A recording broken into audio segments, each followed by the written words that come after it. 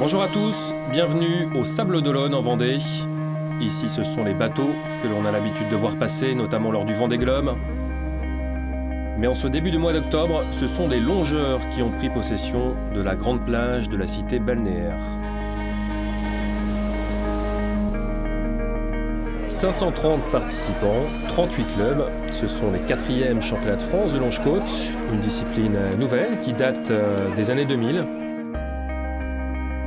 et créée par cet homme, Thomas Valine, entraîneur d'aviron. Il mettait à l'eau ses rameurs pour compléter leur entraînement. Et pour vivre ces championnats de France de longe-côte et mieux découvrir cette nouvelle discipline, je suis en compagnie de Sophie Chipon. Bonjour Sophie. Bonjour Stéphane. Alors Sophie, pour vous situer, votre palmarès en longe-côte? Double championne de France 2015-2016. Alors on va bien découvrir cette discipline du longe-côte et pour ces championnats de France 2018.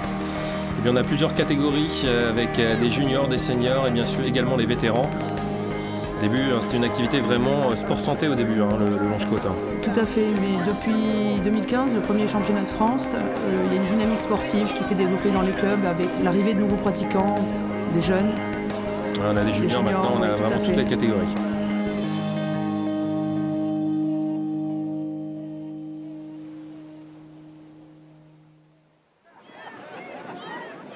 Alors, pour bien comprendre le longe-côte, on va d'abord s'intéresser aux épreuves. Il y en a 3 dans ces championnats de France. Les quintes tout d'abord, donc à 5. Il y a également, comme on voit sur ces images, les tierces. Et ces 2 épreuves par équipe se disputent sur 1000 mètres. Tout à fait. C'est un parcours en 3 zones de course. Donc là, on voit les tierces qui évoluent sur le 1000 mètres.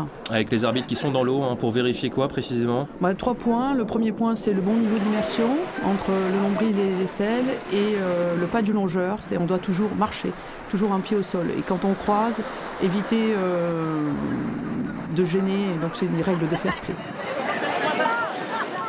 Et il y a donc aussi l'épreuve de solo, un sprint de 100 mètres avec 50 mètres aller-retour.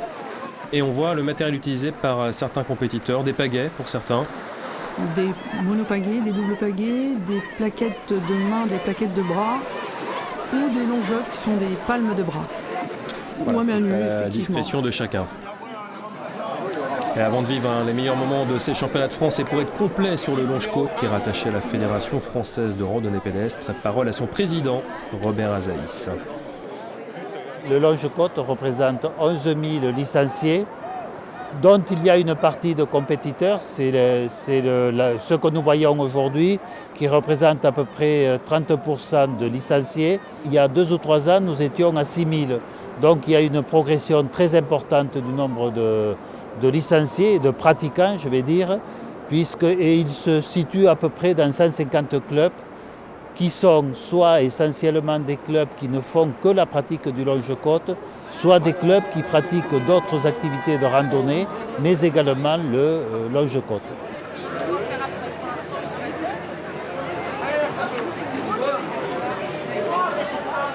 Notre objectif, bien sûr, c'est peut-être un rêve, mais c'est quand même, faut-il rêver, quoi. C'est que cette discipline soit présente aux Jeux Olympiques. Et dans un premier temps, nous avons posé notre candidature pour qu'elle soit en démonstration aux Jeux de plage qui se dérouleront en 2019 en Grèce. Alors nous allons voir dans un instant les qualifications des tierces et des solos, mais tout d'abord quelques images des quintes. Et pour rebondir sur les propos du président, avec cette équipe internationale, le longe-côte, qui se développe un petit peu partout sur le bassin méditerranéen. Tout à fait, avec une énergie colossale en Tunisie, à Bizerte, où il y a une quinzaine de clubs qui se développent à grande vitesse. L'Italie, avec la Fédération italienne d'excursionnisme, et la Catalogne sont vraiment des pôles de développement à l'international très forts aujourd'hui dans le bassin méditerranéen. L'objectif de participer aux Jeux méditerranéens de plage avec une démonstration à Patras en Grèce dès août 2019 représente un enjeu colossal parce que derrière il y a 28 pays du bassin méditerranéen, donc 15 pays d'Europe. Ouais, ça c'est le gros enjeu maintenant pour le longe-côte. Il y a également le Danemark et puis on voit, là on va en discuter tout à l'heure sur les tierces notamment, on voit la difficulté quand on est en par équipe de rester soudé. Là cette équipe de quinte internationale qui est vraiment coupée en deux à ce moment-là. Ah tout à fait, disons qu'ils se sont rencontrés ce matin et les Italiennes sont un peu à la peine. Alors les tierces féminines, nous en parlions il y a quelques instants là. Alors on a cette équipe de Wine Move, le club d'Antibes. Fanny Lagoffin, Elisabetta Calvi, Anaïs Peureux. Voilà, qui vont se lancer à l'eau. Alors, comment on procède? On met la meilleure devant au début. Comment on attaque un petit peu une épreuve de tierce? Il y a différentes stratégies. Le longeur de tête, c'est le capitaine sur la ligne de départ et il doit être à l'arrière sur la ligne d'arrivée. Donc il tire la longe au départ et ensuite il doit faire en sorte qu'elle reste bien resserrée et c'est un autre longeur qui fera la locomotive. Parfois c'est le même longeur qui s'efface au dernier moment.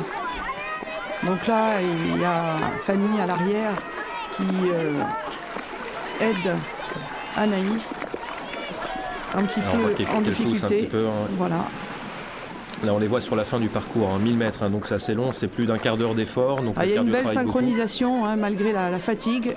Ouais, mais ça ne va pas suffire pour cette équipe. La 6e temps seulement pour l'équipe du Wine Move. Et le meilleur temps qui a été réalisé par Linson Wave Attitude, un club que vous connaissez bien, Sophie. De Mandelieu-la-Napoule dans les Alpes-Maritimes. Pour être précis, voilà pour les tierces féminines. Les tierces masculines maintenant, avec notamment l'équipe bretonne de Carnac, qui est bien emmené par Johan Quedel, le grand favori chez les hommes en solo avec, vous le verrez, Steven Duhem.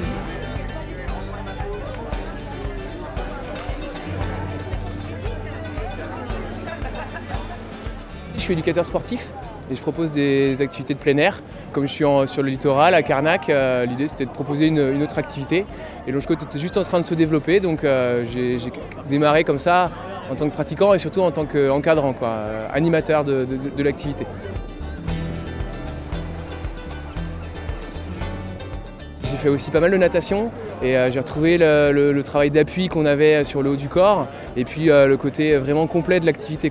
Travailler sur le corps dans son intégralité, travail cardio aussi qui peut être très intense, tout le travail en équipe aussi, de se retrouver en collectif et de réussir à bosser ensemble. J'ai eu plusieurs fois le titre, donc je suis déjà satisfait de ce positionnement-là. L'année dernière, on sort avec une médaille de bronze en équipe, une médaille de bronze en solo pour moi.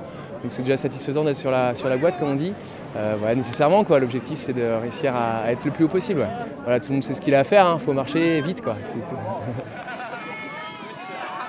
Voilà, Johan Quedel, toujours avec le sourire, ici avec son frère Maël et Ludovic Chauveau. Ludovic Chauveau, c'est le barbu, on voit bien les deux frères qui sont à côté. Johan qui est en tête pour emmener son équipe de Carnac dans ses qualifications de tierce. Et technique bien particulière, il insistait dans son portrait, il en a parlé de son passé de nageur, Johan. Très grande fluidité au niveau de synchronisation des jambes et des bras. Une grosse puissance au niveau des jambes. Il ramène bien derrière, il insistait là-dessus sur l'aspect technique, où il termine bien son geste. Et là, deux Quedel, ça va pour eux, mais le collègue, il a un petit peu du mal derrière la Ludovic Chauveau. C'est ce qu'on disait tout à l'heure sur les tierces, là, quand il y en a un qui est en difficulté, qu'est-ce qu'on fait vraiment? Disons qu'il va falloir aller l'encadrer. Bonne réaction de Maël. Ils vont le prendre en sandwich pour l'aider à rester dans le groupe et à rester soudé. Et de pousser en même temps, c'est autorisé ça. Tant que les pieds sont au sol, il peut y avoir à un moment donné la possibilité de relancer le longeur qui est devant soi. Là on voyait justement Maël Quedel qui est en train de pousser Ludovic Chauveau. Et Johan qui assume son rôle de leader, qui encourage ses coéquipiers. Il passe au milieu, Johan Quedel. On disait, c'est le grand favori de ces championnats de France avec Steven Duhem, on en parlera tout à l'heure avec les solos. Et là on les voit sur les derniers mètres. Derniers mètres avant l'arrivée. On voit Maël qui pousse. Ils ont eu du mal sur la fin. Ouais. Ils ont d'ailleurs réalisé le 3e temps le longeur de ces tête qualifications.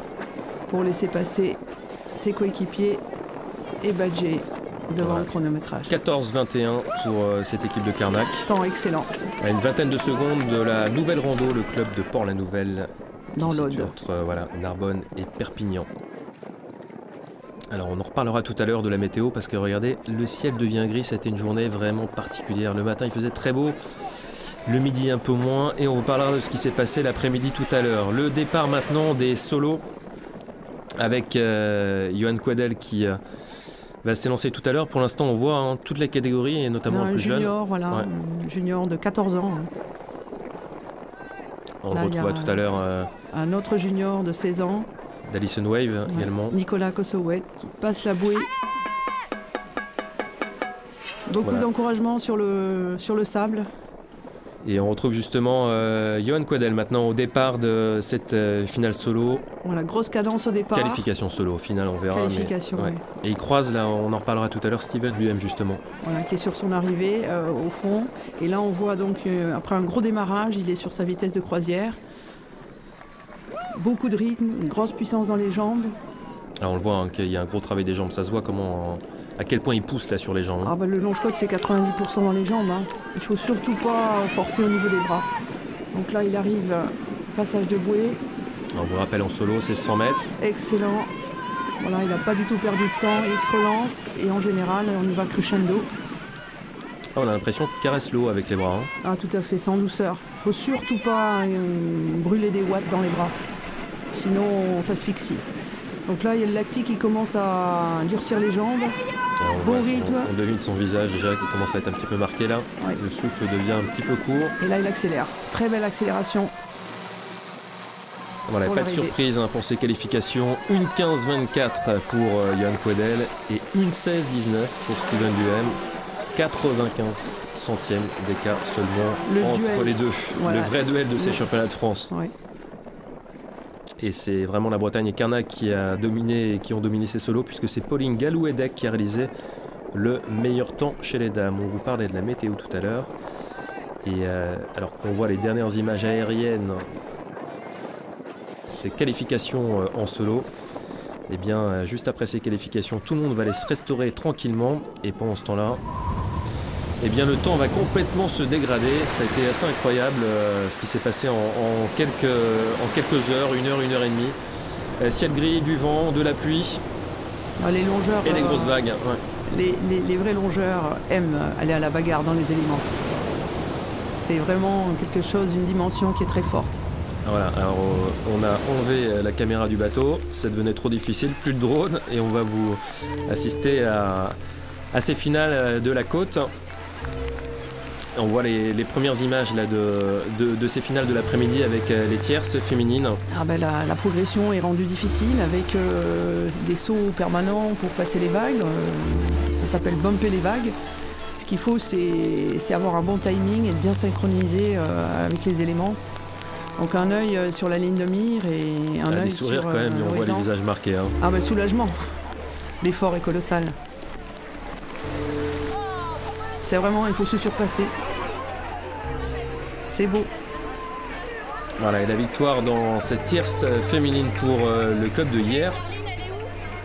La qualification s'était gagnée en 15-15 et là, le temps des vainqueurs est de 17-01. On voit la différence. L'équipe d'Alison Wave Attitude, d'autres équipes à la bagarre. Ouais, c'était pour vous montrer un petit peu toutes ces conditions difficiles et les vagues vraiment que, bien que les longeurs doivent prendre de face quasiment. Enfin, elles arrivent sur le côté, mais Et en équipe, il faut on les les sent prendre. venir, ouais. Il faut les prendre ensemble. Si on les prend pas ensemble, on se désolidarise et c'est très difficile de revenir ensuite. Beaucoup d'encouragement, on voit ici les coachs qui accompagnent les longeurs. C'est l'après-midi, on est là depuis 5h du matin. ouais, là vraiment il faisait froid. Hein. Tout le monde avait très froid. On a vu une belle solidarité. Et on voit les tierces masculines là à l'arrivée avec Johan Quadel et son équipe de Carnac. Et cette fois, eh bien, il est battu par Steven Duhem et sa team d'Alison Wave Attitude. Encouragement Ce sont ici. Nicolas Kossowet, Arnaud Fantapied et Steven Duhem, ce Ouais. trio qui s'est imposé avec 3 générations de représentés quasiment. Voilà, un junior surclassé, un senior et un vétéran 1. Une belle aventure. Compte tenu des vagues, du vent, on a dit qu'il fallait rester très très groupés, très proches les uns des autres. Et on s'est tenus et puis ça a fonctionné. Et en fonction des vagues, eh ben, on a allongé le pas ou on a allongé la cadence et puis ça a marché. C'est un Golgoth lui, mais pour nous c'était plus dur, mais c'était très difficile. Après, je l'ai mieux senti que ce matin, moins peiné que ce matin. Pourtant, j'ai été beaucoup plus vite. Cet après-midi, il y avait le vent et le courant. C'était dur. Les finales des solos maintenant pour savoir qui est la meilleure longeuse de France. Pauline Galouedec a réalisé le meilleur temps ce matin. Laure Honoré, le 5e.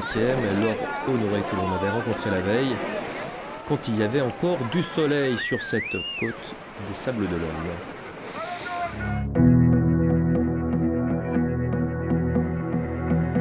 J'ai tout de suite aimé la discipline qui est assez complète au niveau des muscles, de l'effort qui est fait, c'est les bras, les jambes, les abdos.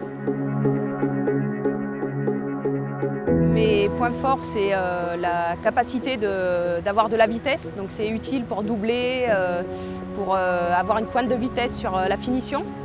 Les points faibles, ce serait plutôt les vagues, parce qu'à Mandelieu, on a peu l'occasion de s'entraîner sur des vagues. Alors mes ambitions, c'est de finir première avec mon équipe en quinte sur le 1000 mètres. Et j'espère au moins avoir une médaille aux 100 mètres, voire la médaille d'or.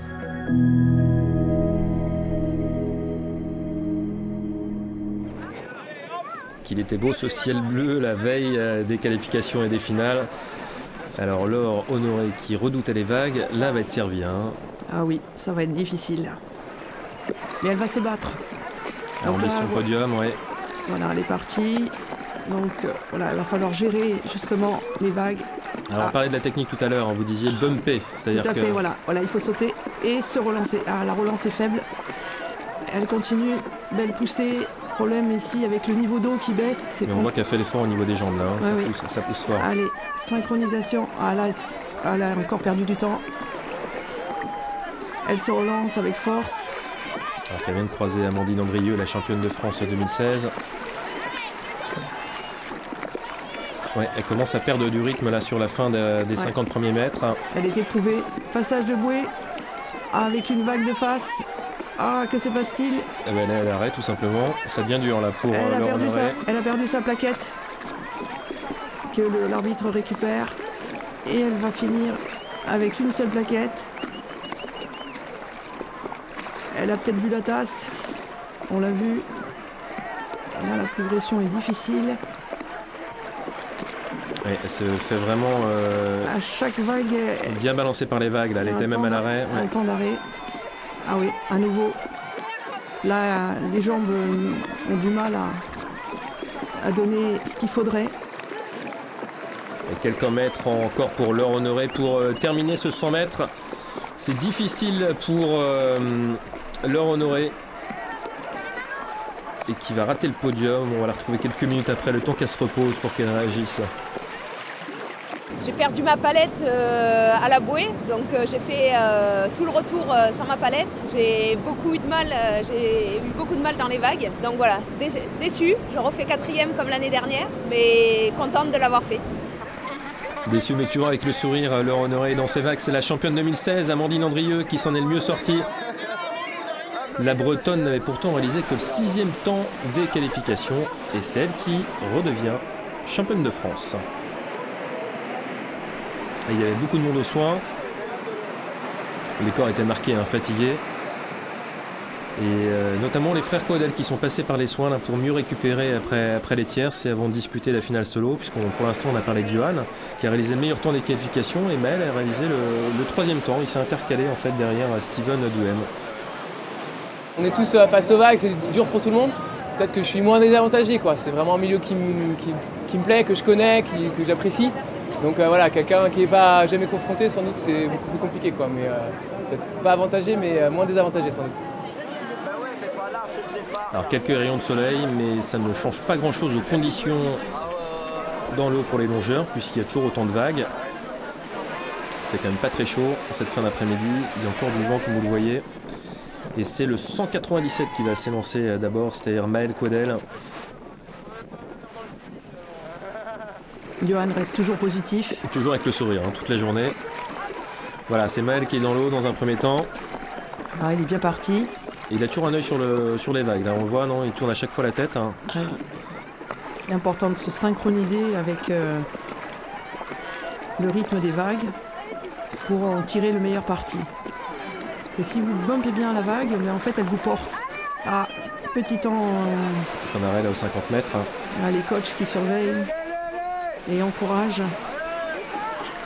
Et Maël Caudel qui croise Steven Douem, 2e temps des qualifications ce matin. Elle est sur le retour. Et on voit la tête qui bouge un peu dans tous les sens, c'est pas bon signe ça, Sophie. Hein. Ouais, il se désynchronise un petit peu, il se redresse, vous voyez. Son port de buste est moins optimum, il est droit. Et il croise son frère là, Johan, qui vient de s'élancer. Fin de parcours, donc les derniers mètres encore, derniers efforts pour Maël Coedel, pour espérer monter sur le podium.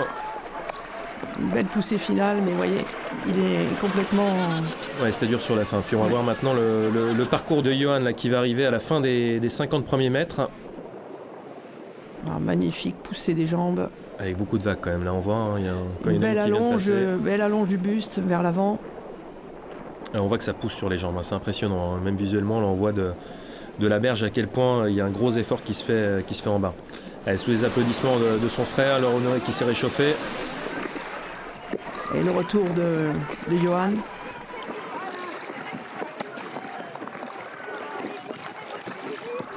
Ouais, il enchaîne bien. Il reste fluide.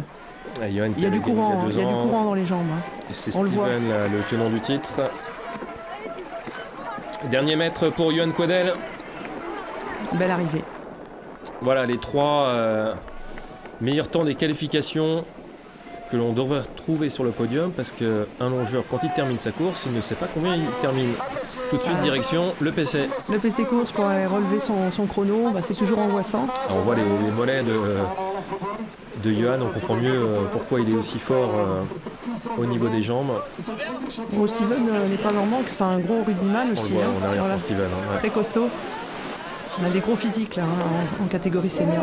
Voilà les résultats avec la victoire et le titre de champion de France pour Johan Coedel et la joie de son frère à côté avec les parents, puisque Maël termine 3e et c'est Steven Duhem sans surprise qui s'intercale à la 2e place.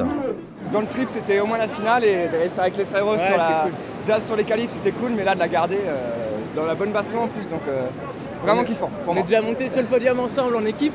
Et là, d'être concurrents et d'être ensemble quand même, c'est vraiment top. Donc forcément un bon moment en famille. Ouais. Bah, baston, là, c'est tu vas, tu vois les vagues, tu les pètes et puis voilà. Quoi. Tu t'arrives, tu vois, il y a le soleil, on est bien, j'y retourne tête. Mais, c'est cool, ouais. C'est vraiment entre deux, c'est-à-dire qu'à la fois quand on est dedans, c'est tellement dur, on a envie que ça s'arrête. Et au moment où ça s'arrête, en fait, on n'y est pas si mal et c'est vraiment cool, quoi. C'est un effort intéressant, les vagues sont là, comme disait le soleil aussi.